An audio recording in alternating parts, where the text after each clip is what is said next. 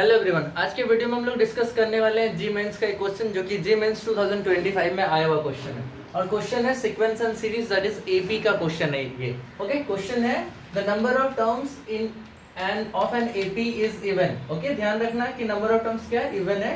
The sum of all odd terms is 24 and the sum of all even terms is 30 and the last term exceeds the first terms by 21 by 2, then the number of terms which are integers in the AP is what? Options are 4, 10, 6 और 8 respectively।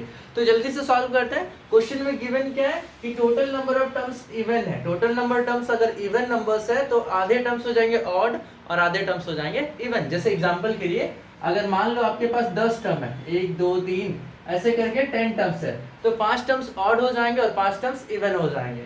तो उसके according देखें तो accordingly A1 का value, A3 का value and A5 and so on, इस पूरे terms का जो सम है वो हम लोगों का गिवन है 24। ऑड टर्म्स का देखो, ऑड टर्म्स का जो सम है वो दिया हुआ था 24, तो मैंने उसको लिख दिया। सिमिलरली इवन टर्म्स के जो सम है वो 30 गिवन है, that is A2 plus A4 plus A6 and so on, the last term is AN which is also 30। तो ये दोनों डेटा मैंने यहाँ पे लिख दिया। This is equation 1 and this is equation number 2। अब क्या करते हैं, इस क्वेश्चन को सॉल्व करेंगे, लेकिन एक डेटा और गिवन है तो उसको भी लिख लेते हैं। And the last term exceeds the first terms by 21, that is last term जो है वो है A1 के रिस्पेक्ट में 21/2 ज्यादा है, एक्सीड है। ओके, अब इस तीनों को मिला के हम लोग क्वेश्चन को सॉल्व करेंगे। एक काम करते हैं, equation number 2 minus equation number 1 करते हैं, तो देखो कि बड़ा काम का चीज मिलेगा। देखो A2 माइनस A1 मिलेगा, A2 माइनस A1, फिर A4 माइनस A3 मिलेगा, A4 minus A3 and similarly 6 minus 5 करोगे तो आएगा 6 माइनस A5 आएगा and so on, plus dot dot dot up to कहां तक आएगा देखो तो this is AN minus 1 which is also 30 minus 24। Okay, तो देखो ये क्या है, कॉमन डिफरेंस D, ये भी क्या है कॉमन डिफरेंस D, ये भी क्या है, ये सारे के सारे D हैं, ये सारे के सारे कॉमन डिफरेंस है। अब देखो दो total number of terms n थे, तो पेयर आया ना, यहाँ पे दो टर्म्स मिलके एक D बना रहा है, तो टोटल नंबर ऑफ D कितने होंगे, D plus D plus D, total n/2 times of D हो जाएंगे। तो टोटल देखो D प्लस D टोटल कितना बार है, n/2 टाइम्स। तो overall we can write n/2 times of D।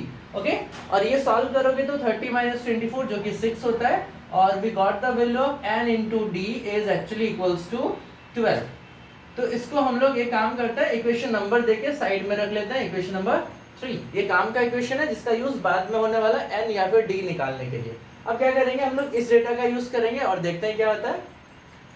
an का फॉर्मूला क्या होता है, an का फॉर्मूला होता है a plus n minus 1 into D होता है, और जो कि गिवन है a प्लस 21/2 के इक्वल गिवन है। ओके, तो यहाँ से a और a कैंसिल हो जाएंगे एंड जब मल्टीप्लाई करोगे तो देखो nd आया है और माइनस d इक्वल्स टू 21/2 आया है। अब nd जो आपने निकाला हुआ था जो कि 12 था, उसको यहाँ पे पुट कर देते हैं, तो ये कितना हो जाएगा 12 एक्चुअली, nd का वैल्यू 12 एंड इस 21/2 को शिफ्ट करते हैं इधर and this is the value of d। तो ओवरऑल d का वैल्यू कितना हो जाएगा 24 माइनस 21, दैट इज 3/2 आया d का वैल्यू। तो आप चाहो तो इसको ऐसे भी याद रख सकते हो कि d का वैल्यू आया है 1.5। आप 3/2 भी याद रख सकते हो, मतलब नोट कर सकते हो, कोई दिक्कत वाली बात नहीं है। ओके, अब इसके हेल्प से हम लोग d निकाल सकते हैं। अगर हम लोग यहाँ d तो निकला हुआ है, n निकाल सकते हैं। अगर d को 3/2 रखते तो कितना होता, n इंटू 3/2 इक्वल्स टू 12, तो 3 4 are 12, मतलब 4 2 are 8, the value of n is actually 8 हो जाएगा। n का वैल्यू कितना आ गया 8। अब क्वेश्चन को देखो तो then the number of terms तो टोटल 8 है, लेकिन कंडीशन क्या लगा दिया है, विच आर इंटीजर्स। तो मतलब हम लोगों को सबसे पहले सारे के सारे टर्म्स कैलकुलेट करने पड़ेंगे और देखना पड़ेगा कि कौन कौन से ऐसे टर्म्स है 8 में से जो इंटीजर है। तो उसके लिए क्या करेंगे, उसके लिए हम लोग सारे टर्म्स निकालेंगे। तो एक काम करते हैं, कुछ डेटा को मिटाते हैं, इसको मिटा दिया, चलो ठीक है। अब क्या करेंगे, अब हम लोग a निकाल लेते हैं ताकि सारे टर्म्स आसानी से निकाल सके। ए निकालने के लिए क्या करेंगे हम लोग, ए निकालने के लिए एक कोई भी डेटा को उठाओ, या तो ऑड वाले को या तो इवन वाले को। तो मैंने इवन को मिटा दिया तो ऑड को लेके बनाते हैं। ये एक्चुअली कितने हैं, n/2 टर्म्स है। टोटल नंबर ऑफ टर्म्स कितने हैं इसमें, n/2 टर्म्स है।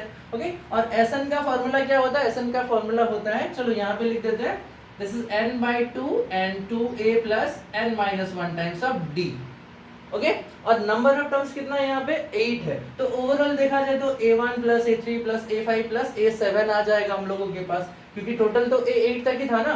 तो a7 का वैल्यू हो गया हम लोगों के पास 24। फिर से रिपीट करते हैं, n का वैल्यू 8 है, मतलब a1 a2 a3 करके 8 तक थे, और हम लोग सिर्फ ऑड वाले को लिख रहे हैं, तो सिर्फ 4 टर्म्स आएंगे, a1 a3 a5 और a7। ओके, तो इसके बेसिस पे आप सम का फॉर्मूला लगा सकते हो। तो मुझे लगता है कि हम according to this a plus 2d ये लगाएंगे ना तो ज्यादा बेटर होगा इसके कंपेयर में, तो ये लगा देते हैं। आप ये भी लगा सकते हो, कोई दिक्कत नहीं है। a5d का हो जाएगा a प्लस 4d, और a7d का हो जाएगा a plus 6d, and this is equals to 24। अब देखो ओवरऑल देखा जाए तो 1 2 3 और 4 4a आया है, और कॉमन डिफरेंस कितना है देखो तो 6 4 10 और 2 12, मतलब 12d आ गया, and this is actually equals to 24। तो ओवरऑल 4 कॉमन लेके काटोगे तो a प्लस 3d आएगा, और दिस इज द वैल्यू 24। तो यहाँ से कैंसिल करते हैं, and we got the value of a plus 3d। तो अगर आप ध्यान से देखोगे ना तो d का वैल्यू ऑलरेडी कैलकुलेट करके रखा था हम लोगों ने, जो कि 3/2 था, तो इंटू 3/2 और इक्वल्स टू 6 हो जाएगा।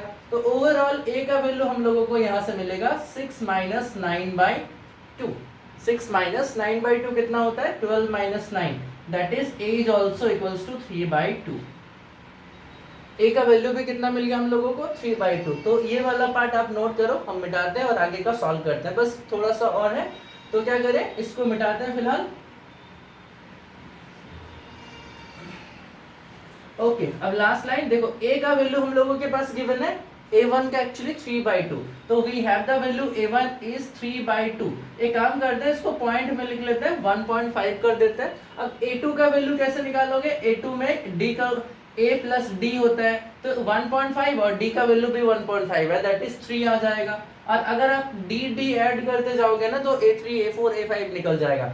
जैसे कि a3 को लिख सकते हो a2 प्लस d, मतलब 3 प्लस 1.5 मतलब 4.5 हो जाएगा। अब इसमें a4 निकालना होता, this is also a3 plus d, मतलब 4.5 प्लस 1.5 विच इज 6।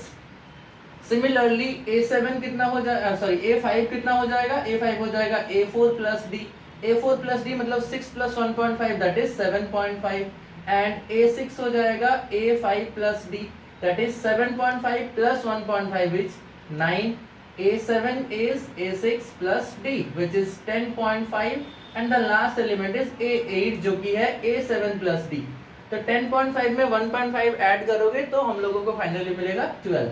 तो क्वेश्चन में क्या पूछा था कि वो टर्म्स जो कि इंटीजर्स है, देखो the number of terms which are integers. तो इंटीजर्स में कितने कितना है, देखो एक आया है 3, एक 6 आया है, एक 9 आया है और एक 12 आया है। That is overall there are 4 terms which are integers। तो हम लोग का आंसर क्या हो जाएगा, option number first one is correct. Okay, तो उम्मीद करते हैं कि आपको वीडियो समझ में आया होगा। तो thank you, thanks for watching.